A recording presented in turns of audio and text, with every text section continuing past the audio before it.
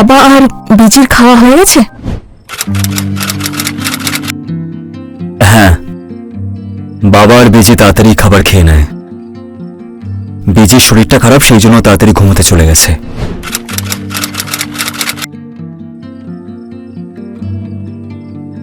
আর এমনিতেও যখন থেকে দাদা ছুটি নিয়ে এসেছে তখন থেকে বাবা আর বিজি দুজনেই সারাদিন ধরে দাদার সাথেই কথা বলতে ব্যস্ত থাকে। কি আর বলবো সুখবিন্দর, নিজের পরিবারের সঙ্গে এত বছর পর দেখা হয়েছে, কিভাবে সময় কাটলো বুঝলামই না। আচ্ছা সুখবিন্দর, একটা কথা বলার ছিল। বাবা আর বিজি তোমাকে নিয়ে ওনারা খুবই চিন্তা করেন। জানি দাদা, কিন্তু কি করব? আমি তো সব ঠিক করতেই ব্যস্ত আছি। তোমার জবে যা কিছু হয়েছে সেটা ঠিক হয়নি। একই রকম কথা তোমরা আর কতবার বলবে আমাকে?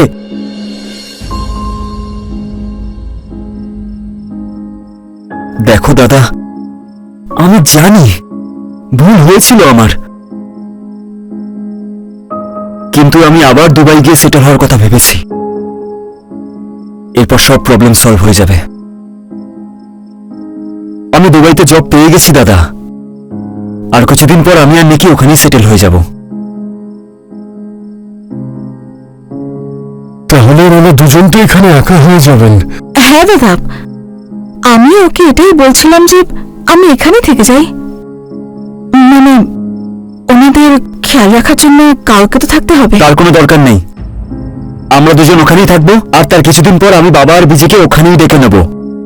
মাত্র কিছু সময়ের ব্যাপার, ব্যাস। তুমি রেগে যাচ্ছ কেন? যাতে সবার ভালো হয় সেজন্যই তো বলছি আমি। তাছাড়া আপনজনদের থেকে দূরে থাকার অভ্যাস নেই আমার। দেখো, সুখবিন্দর যা কিছু বলছে সেগুলো ভেবেচিন্তেই বলছে ও। যাই হোক, এসব নিয়ে পরে কথা বলা যাবে। তবে আমরা ওনাদের পরামর্শ একবার নিয়ে নেব। ঠিক আছে।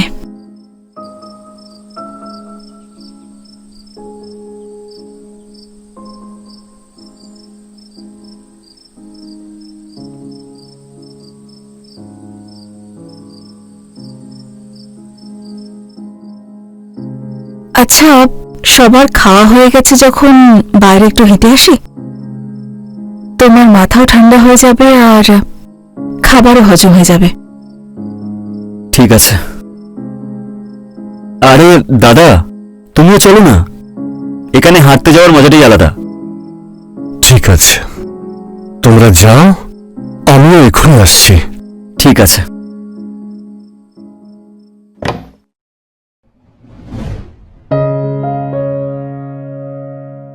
তাহলে দাদা, কেমন লাগছে এখানে এত বছর পর এসে? কিছুই বদলায়নি এখানে, নিজের দেশের ব্যাপারই আলাদা। হ্যাঁ দাদা, খুব মনে পড়বে এই জায়গাটার কথা। তুমি কিন্তু আবার শুরু করো না। সরি।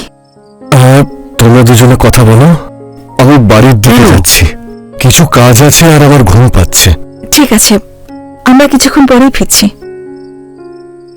দেখো, আমরা দুবাই যাচ্ছি, এটাই কিন্তু ফাইনাল।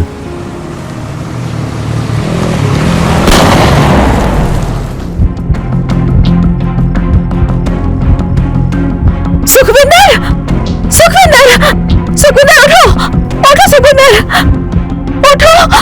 কি হলো তোমার? ওঠো সুখবিন্দর, সুখবিন্দর ওঠো, সুখবিন্দর ওঠো।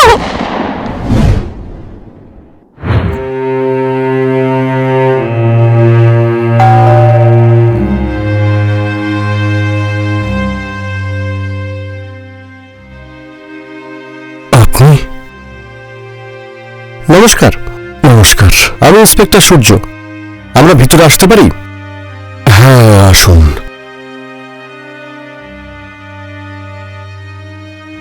বসুন। বলুন। ক্ষমা করবেন, এইরকম সময় আপনাদের বাড়িতে আসতে হলো, কিন্তু আমাদের তো কাজটাই এটা। সুখবিন্দরের খুনের ব্যাপারে আপনাকে কিছু জিজ্ঞাসাবাদ করতে এসেছি। গুরবিন্দর বাবু, আপনি আপনার পুরো পরিবারকে কি এখানে ডাকবেন? তাহলে আমাদের কাজটা সহজ হয়ে যাবে। আমি ক্ষমা চাইছি স্যার, কিন্তু বাড়িতে কেউই এমন কন্ডিশনে নেই যে কারোর সঙ্গে কোনো কথা বলতে পারে। আপনি তো সবই বুঝতে পারছেন। বাড়ির ছোট ছেলে কয়েকদিন আগেই মারা গেছে। এখন সবার কি অবস্থা আপনি নিশ্চয়ই বুঝতে পারছেন। কিন্তু আপনার যা যা ইনফরমেশন চাই আর যা যা প্রশ্ন রয়েছে আপনি আমার জিজ্ঞেস করতে পারেন। এটুকু তো আমি বলতেই পারি। সুখবিন্দরের কারোর সঙ্গে কোনো শত্রুতা বা কোনো ঝামেলা ছিল? আসলে কিছুদিন আগে যেখানে জব করত সেখানে টাকা পয়সা নিয়ে গরমিল থাকার জন্য কোম্পানি কেস করে ওকে চাকরি থেকে বের করে দিয়েছে। দেখুন, আমি তো কারোর নাম ঠিক বলতে পারবো না, কিন্তু ওর অফিসের মধ্যে কেউ হয়তো জড়িত থাকতে পারে যে এই খুনটা করিয়েছে। আমি কিছুদিন আগেই পুনেতে এসেছি, তাই জন্য আমি ওর অফিসের কোনো কালিগকে তো চিনি না, কিন্তু আপনি ওর অফিসে জিজ্ঞাসাবাদ করতেই পারেন। হয়তো এই কেসে কোনো সূত্র পেতে পারেন। গুরবিন্দর বাবু, আপনি ওনার অফিসের অ্যাড্রেসটা আমাদের দিয়ে দিন, আমরা ওখানে গিয়ে জিজ্ঞাসাবাদ করব। হ্যাঁ, নিয়ে আসছি। স্যার, মনে হচ্ছে ব্যাপারটা অফিসের সাথেই জড়িত। আমার তো মনে হয় না, কারণ কোনো বড় কোম্পানি নিজের এমপ্লয়ের সঙ্গে এরকম করবে না, তাদের ইমেজে ধাক্কা লাগতে পারে। হ্যাঁ, অফিসের কোনো এমপ্লয়ি এই খুনে জড়িত থাকতে পারে। তুমি একটা কাজ করো, গুরবিন্দর বাবুর কাছ থেকে কার্ড নাও আর ওনার অফিসে গিয়ে খুব ভালো করে তদন্ত করো আর জিজ্ঞাসাবাদ করো।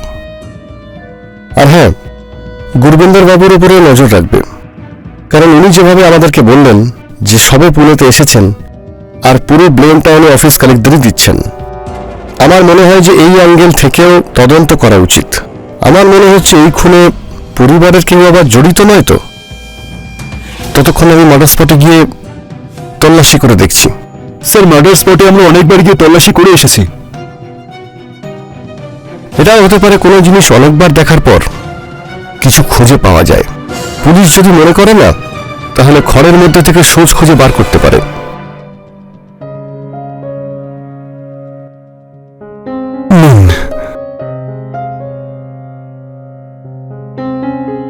ঠিক আছে, আমরা তাহলে এখন আসছি। আর যদি কোনো প্রশ্ন করার থাকে তাহলে আবার আসবো, আর কোনো ইনফরমেশন পেলেই আপনাকে আমরা জানিয়ে দেব। ধন্যবাদ।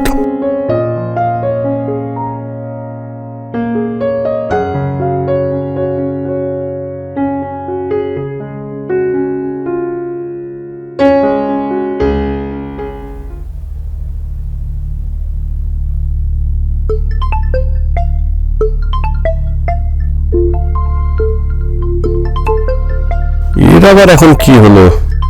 পুলিশের চাকরি করতে গেলে মানুষ একটু শান্তিতে ঘুমোতেও পারে না।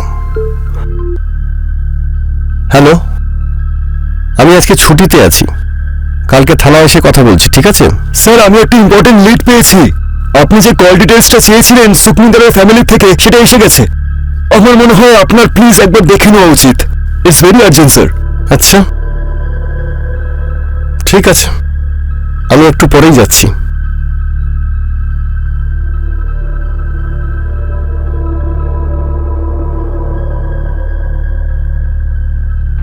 ইন্সপেক্টর সূর্য সুখবিন্দরের কেসে যখন তার পরিবারের কল ডিটেলস চেয়ে পাঠান, সেখানে একটা চমকে যাওয়ার মতো সত্যি সামনে আসে। সুখবিন্দরের স্ত্রী নেকি সুখবিন্দরের হত্যার 5 ঘন্টা আগে থেকে আর তার হত্যার 72 ঘন্টা পর পর্যন্ত একটাই নম্বরে 726 বার কথা বলেছেন।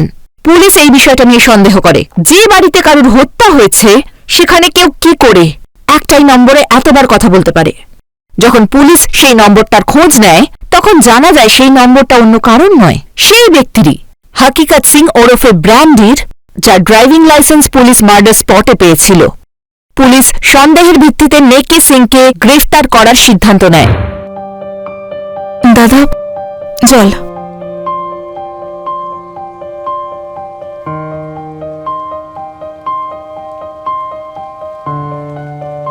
বাবার বেশি কিছু খেয়েছেন?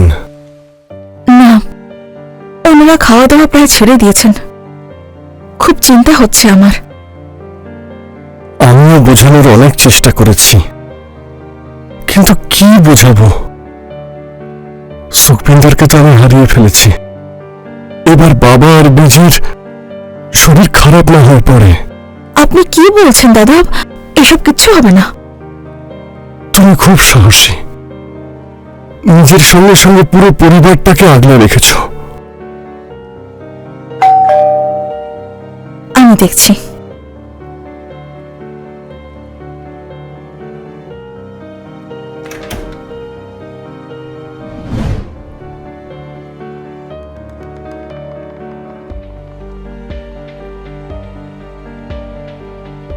গুরুবিন্দর বাবু, সুখবিন্দর সিং মার্ডার কেসে জিজ্ঞাসাবাদের জন্য আমাদের নেকি নরওয়ালকে গ্রেপ্তার করতে হবে।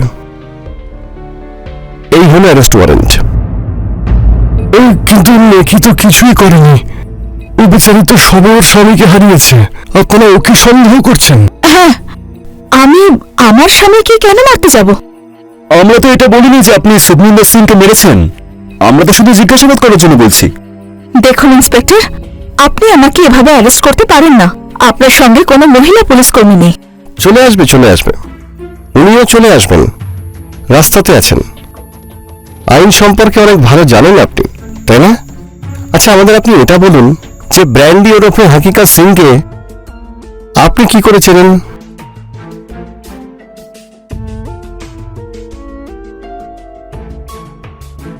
এই ব্র্যান্ডির সঙ্গে কেসের আবার কিসের সম্পর্ক? ব্র্যান্ডির ড্রাইভিং লাইসেন্স আমরা মার্ডার স্পট থেকে পেয়েছি, আর মার্ডারের আগে আর 3 দিন পর 726 বার বারবার নেকি ম্যাডাম আর ব্র্যান্ডি ফোনে কথা বলেছেন। কিন্তু এতে তো এটা প্রমাণ হয় না যে মার্ডার আমি করেছি। আরে না না না, এতে কিছুই প্রমাণ হয় না। কিন্তু আমরা আত্মীয়দের কাছ থেকে আর অনেক জায়গা থেকে কিছু ইনফরমেশন জোগাড় করেছি। তারপর আমরা অনেক কিছুই জানতে পেরেছি। আরো কিছু ইনফরমেশনের জন্য আপনাকেও কিছু প্রশ্ন করতে চাই। কিন্তু নেকি তো আমার সামনেই ছিল, আর দুজন বাইক আরোহী গুলি করে তো পালিয়ে গেল। আপনি গুলি চলতে কি নিজের চোখে দেখেছিলেন? না, আমি শুনেছিলাম। আর যখন আমি ওখানে পৌঁছলাম, আমি দেখলাম যে সুখবিন্দর রক্তাক্ত অবস্থায় নিচে পড়ে রয়েছে। আর নেকি কাঁদতে কাঁদতে বলল যে বাইক আরোহীরা সামনের দিক দিয়ে পালিয়েছে। আমাকে নাকি ইশারা করেছিল। চোখে দেখে তারপর বিশ্বাস করতে শিখুন গুরবিন্দর বাবু। অনেক সময় চোখে যা দেখতে পাওয়া যায় সেটা মিথ্যেও তো হতে পারে। নেকিকে আর সুখবিন্দারের অনেক আত্মীয়দের জিজ্ঞাসাবাদ করার পর পুলিশ জানতে পারে যে নেকি আর ব্র্যান্ডির মধ্যে গভীর প্রেমের সম্পর্ক ছিল। আর এই বিষয়টা সুখবিন্দর ভালো করে জানত। কিন্তু যাতে সম্পর্ক না ভাঙে, সেই জন্য নেকির আর সুখবিন্দারের পরিবারের সবাই ব্র্যান্ডি আর নেকিকে বুঝিয়ে আলাদা করে দিয়েছিল। কিন্তু সুখবিন্দারের দুবাই যাওয়ায় দুজনের কেউই খুশি ছিল না। সেই জন্য দুজনে মিলে সুখবিন্দারকে নিজেদের রাস্তা থেকে সরিয়ে দিল। যখন পুলিশ ব্র্যান্ডিকে গ্রেফতার করে আর জিজ্ঞেস করে যে সেই হত্যার জন্য বন্দুক কোথা থেকে পেয়েছে, তখন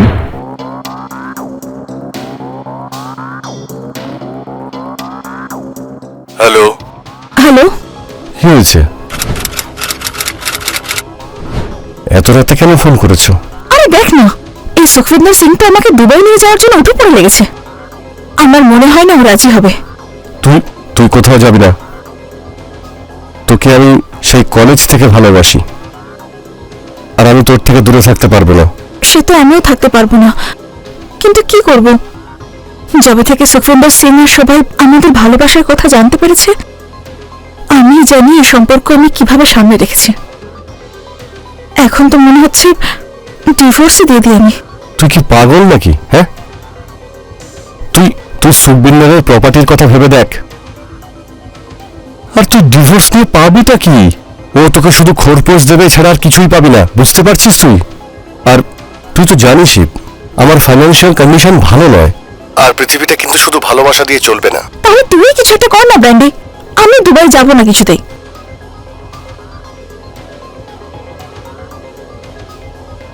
কেউ কোথাও যাবে না,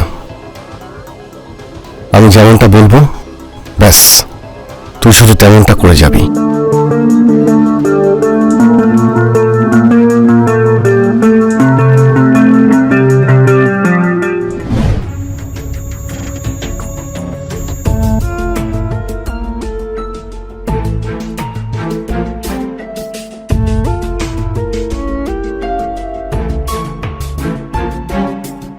আরে ফোনটা তোল।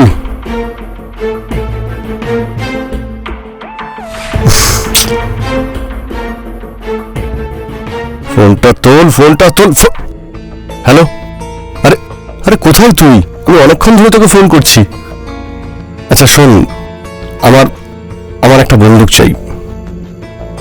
আরে না না, আরে আসলে আমার একটা বন্ধুর বিয়ে, তো ওখানে গিয়ে একটু এনজয় করব। আরে হাওয়াতে ফায়ার করব। তুই তো ভালো করে জানিস যে যদি আমার অ্যাটিটিউড একটু কমে যায় তাহলে আমার ভালো লাগে না। তো তুই দিচ্ছিস তো? হ্যাঁ ঠিক আছে, তো আমি কালকেই যাচ্ছি। হ্যাঁ ভাই, পরশুদিন দিয়ে দেব। হ্যাঁ